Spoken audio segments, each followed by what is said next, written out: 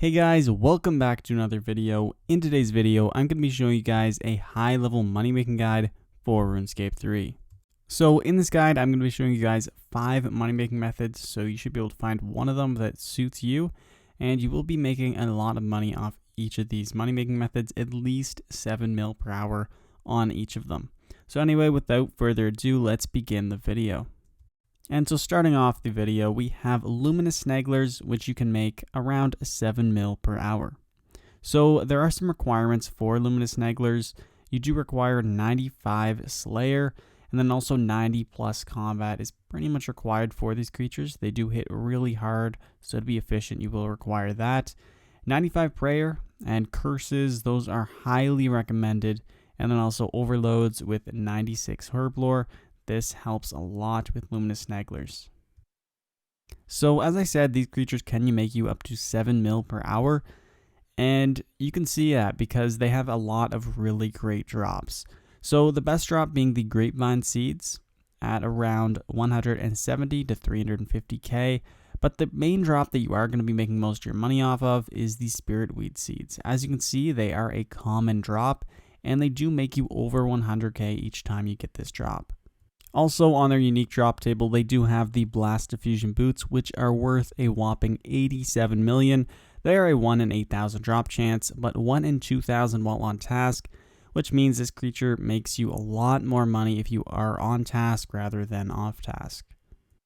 So looking at the gear setup that you can go to fight Luminous Snaglers with, I usually go with ranged, although you can go with magic. I would prefer going with either range or magic, probably not melee, because standing close to them does get annoying, especially with their mechanic, which I will go into a little bit further. So as you can see, they do drop down these green spores, and they do this after every 6 auto attacks. Now it is pretty easy to dodge them, to step out of the way. As you saw earlier, I did get hit by 2 of them, and they deal 1,000 to 2,500 usually in damage, so definitely make sure you don't get hit by that because it does deal a lot. Also, their special attack really isn't difficult to dodge at all. You just need to step out of the way. Now, they always drop 3 of them. 1 of them will be directed wherever you are standing, and then 2 of the others will be directed elsewhere, so around you. You can get kind of unlucky and get trapped, which is why I got hit by that one earlier. So just be aware of that because they do deal a lot of damage. And also, Luminous Snaglers deal a lot of damage from their magic attacks as well, so you will want to make sure you are using Protect from Mage, although they do hit pretty hard even though you are using a Protection Prayer. So anyway, while killing Luminous Snaglers, they do tend to take quite a while to kill. From my experience, I usually get around 100 kills per hour, and I'm not even too strenuous. As you can see my gear, it's pretty average setup. You can definitely go higher than this. So it really depends on your DPS, on how much money you will be making per hour, but usually I get around 7 mil per hour, and I am only getting around 100 kills every hour. Overall, this creature is really great. It is pretty easy to kill, and their mechanic is extremely easy to dodge, in my opinion. The one thing about it is you will be making a lot of your money off of the Blast Diffusion Boots, even though it is a pretty high drop chance. Having an 87 mil drop really does increase the GP per hour, so just take that into account when you are doing this creature. And so moving on to the next creature, we have Brutus Dinosaurs. You can make around 9 mil per hour at this creature. They are also located on Anachronia, and they have some other high-level requirements, so you need 99 Slayer to kill this creature. 90 plus combat is highly recommended. Also 95 Prayer and 96 Herblore are really useful for curses and overloads. And then also a cannon. A cannon is really useful for this method. There's 2 different methods to killing Brutus Dinosaurs. Of course, there's a cannoning method, and then there's also a save swap method that I'll show you guys later. But first off, I want to show you guys the cannoning method. So this is usually my setup when I use this method. So I have my Masterwork Armor. I also have the Death Touch Bracelet, which is really useful because it will reflect some of the melee damage. And anyway, you will want to set up your cannon in between 2 or 3 Brutus Dinosaurs. I like putting it in between 2 because I find 3 gets a little bit overwhelming. They do have a lot of HP. They have about 70,000 HP, so they take a while to kill, and they do hit pretty consistently. Anyway, after setting up your cannon, they will become aggressive to you. So make sure you have your protect from melee on because they do hit really hard. Also have all of your AoE abilities so you can deal some area effect damage on these guys. Make your kills much faster. Also, as you can see, I have my Vampirism Scrimshaw and Vampirism Aura. I only use the Vampirism Scrimshaw every once in a while when my health is low because I can find that I don't need it all the time. But yeah, this method is really great. If you look at my action bar, I actually have all of my AoE abilities, and then I also have Devotion. So Devotion is another really useful ability to use at this creature. I'll give you some time to heal up, and they won't hit you for 10 to 15 seconds. So definitely a super useful ability to use. So with Brutus Dinosaurs, you are mostly going to be making your money off the Tomb Shroom spores. So when I did this, I actually made half of my money off these spores when I did my loot from 500. The price of these spores have dropped a little bit since I made that video, so the GP per hour is a bit lower. But still, it is a really good creature. You can make around 9 mil per hour, especially when you are using the cannoning method. Now, the other method I wanted to show you guys was the safe spot method. This you can get around 70 kills per hour, so it is a lot lower than the 120 you can get with the cannoning method, but it is much more AFK. So I usually go with my range setup here. You can also go with magic. But essentially what it is, you're just going to be standing in this safe spot. There's 2 of them right next to these rocks. And you'll be able to attack the Brutus Dinosaurs without them attacking back. So it does make it a bit AFK. As I mentioned, they have 70,000 HP, so it takes fairly long just to get 1 kill. It's a little bit under a minute about. But anyway, it is a really nice method. I actually usually do this when I do have them for a Slayer task, just because it is a bit more AFK, and you can do some other stuff while you are doing this. It is a really great method to use at these creatures. You'll still make quite a bit of money per hour.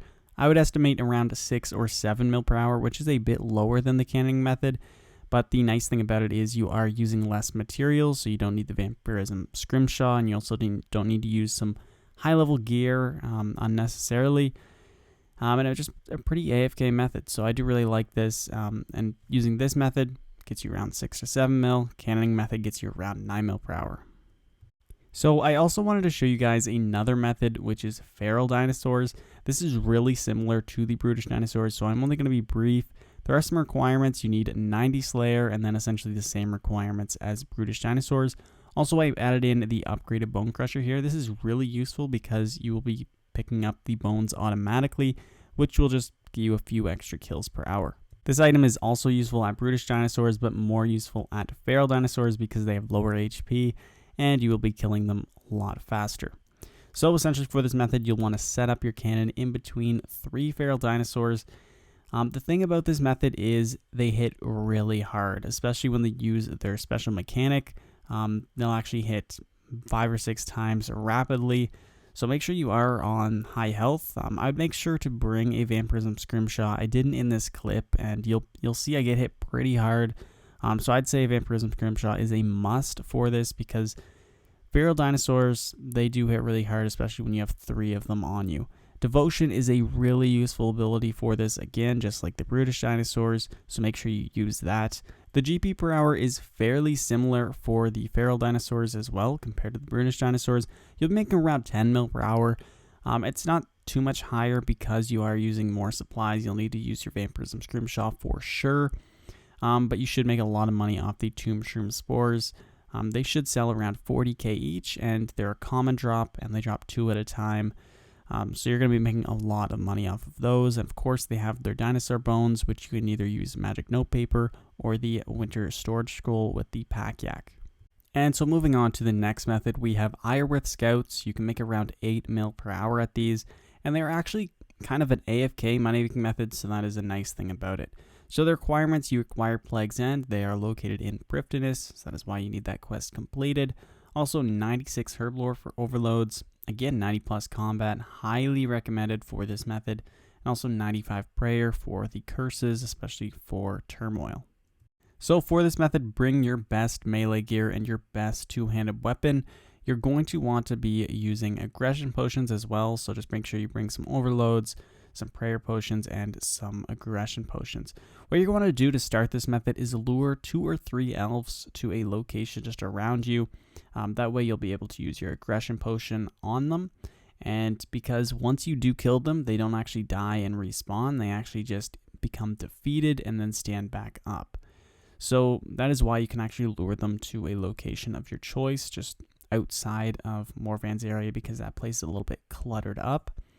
As you see, I am using Soul Split, so you can use Soul Split or Protect from Melee. I like switching in between them. I find Protect from Melee is sometimes a little bit better, especially if you are using Devotion in there as well a little bit. It'll give you some time to heal up. Iroth Scouts do hit pretty hard, and they do have a few bleeds, which will really hurt. So make sure you are, paying attention somewhat and making sure your health is pretty high, because they can kill you pretty easily. So just be cautious of that. That being said, make sure you don't bring in too many elves, because if you bring in, I'd say probably 4 max. If you bring any more than 4, you probably will die, because they do hit really hard, as I had said. Another really useful item that you really want to bring is the Spring Cleaner. If you don't have that, make sure you bring High Alching Runes, because they do drop a lot of alchables, and that's actually where you make most of your money. And so moving on to the last creature in this guide, we have Living Wyverns at 12 mil per hour. So this is actually a recent Slayer creature that I started doing. They do have a requirement of 96 Slayer, and again, overloads and curses, so 96 Herd Lore, 95 Prayer, highly recommended, and also the 95 plus combat. So you will need to bring Wormfire potions and anti-poison pluses. This is a must for Living Wyverns, because they have some pretty nasty mechanics. So first off, the gear setup that I like bringing looks like this. So I have my Masterwork armor. Also, the Cinderbane gloves are really useful, because you can actually poison the Living Wyverns.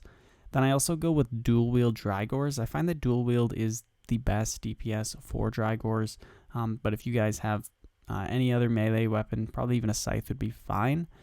But I do have my Vampirism Aura and Vampirism Scrimshaw. I usually don't need to use the Vampirism Scrimshaw. That's only in case of emergencies. I'll activate it. Then as you can see in my inventory, I have my Spring Cleaner and Enhanced Excalibur. I also have my Overloads, Prayer Potions, Wormfire Potions, and Anti-Poison Potions. And then I also bring my Winter Storage Scrolls, so I can send the Wyvern Bones straight to the bank. You can also use Magic Notepaper, especially if you are killing them at a high rate, because you'll run out of summoning points. And then I also just have a ton of food and a ton of food in my yak as well. So Living Wyverns are located in the Asgardian Ice Dungeon. You can just enter the Skeletal Wyverns Cave and then just go to the southwest corner, and there should be a rope in a hole in the floor, and you can just go down the rope to find the Living Wyverns. So the Living Wyverns do have a pretty difficult mechanic that you need to watch out for. And the first mechanic is the cold mechanic. So whenever you enter the dungeon, you'll become somewhat cold, and then you'll start taking poison damage from Wyverns over time. The base poison damage is 300, but it will increase as your coldness goes up. So I like staying around 40% cold. Make sure you don't go above 60 or 70, because then the poison damage increases by a lot. So just make sure that you kind of light the fires and warm up every once in a while. The cold doesn't really decrease too fast. You'll probably be able to kill around 4 or 5 Wyverns before it increases to above 50%. And then just to heat up, you'll just want to click the fire just right over here. And then you just want to run beside it, and you'll heat up pretty quickly.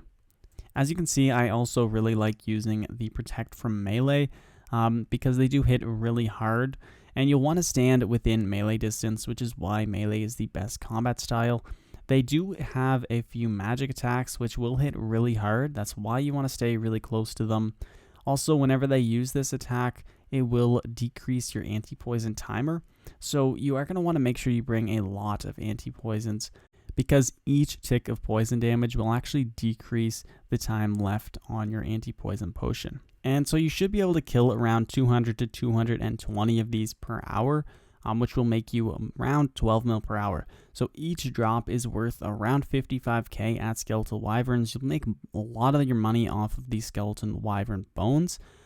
That's because they are worth around 15k each. They also have some noted drops of these bones, which you'll get 3 to 9 of them, and you make a lot of money off of them there. They also have a few new unique drops, including the Wyvern crossbow. This is a 1 in 10,000 drop, so you're super lucky if you happen to get one of these, and they are worth around 17 mil.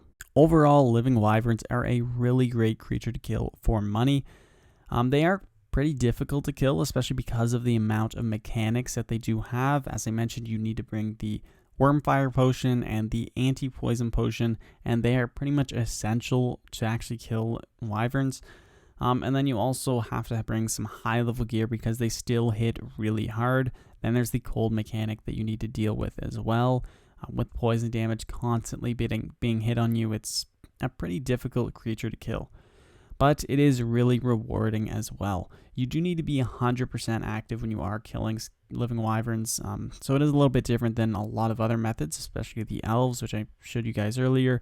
That's an AFK method, but the living wyverns, definitely not AFK at all. You need to pay full attention when you are killing these creatures because they can kill you at any time.